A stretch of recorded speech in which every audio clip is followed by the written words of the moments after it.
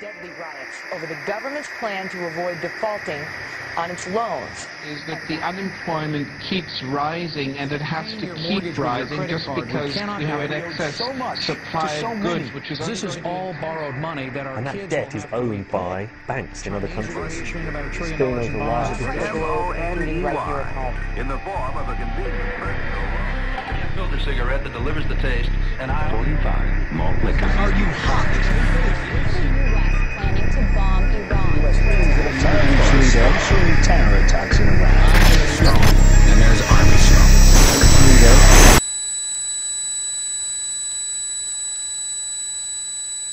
Modern psychology has a word that is probably used more than any other word in psychology. It is the word maladjusted. Maladjusted.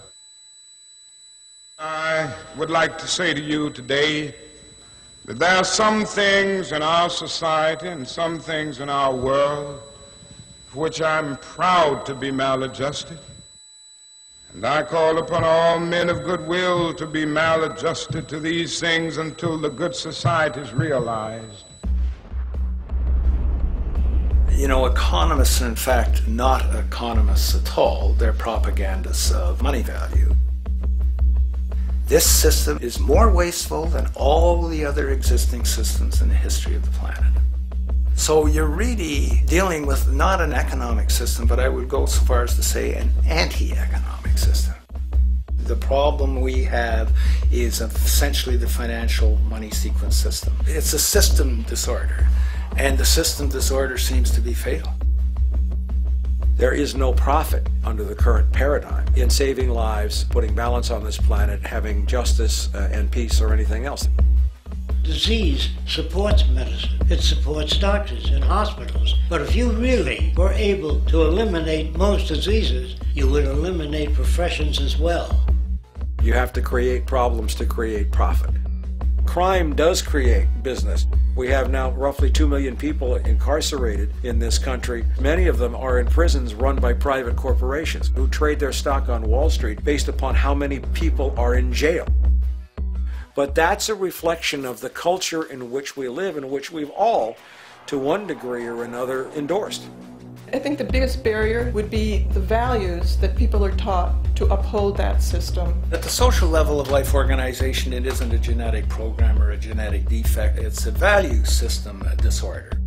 What you have to understand is that the intellectual culture of a society actually reflects the power interests in that society, the dominant perspective. In the past, throughout almost all of human history, the main threat to human survival was nature. Today it is culture. Not only does structural violence kill more people than all the behavioral violence put together, structural violence is also the main cause of behavioral violence.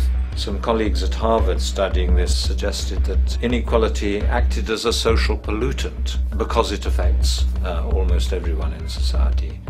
The immune system cannot recognize the invasive cancer, and it takes over the whole body until the body collapses. And we're in that spasming, collapsing form now. So the system has to be corrected, not print more money and give it to banks. That doesn't deal with the problem.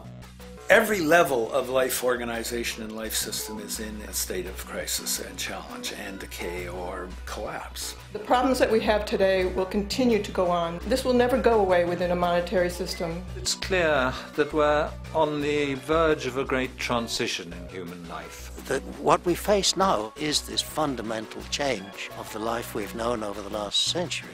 There has to be a link between the economy and the resources of this planet, the resources being, of course, all animal and plant life, the health of the oceans and everything else. This is a monetary paradigm that will not let go until it's killed the last human being. The in-group will do all it can to stay in power. And that's what you got to keep in mind. They'll use the Army and Navy and lies or whatever they have to use to keep in power. They're not about to give it up because they don't know of any other system that will perpetuate their kind.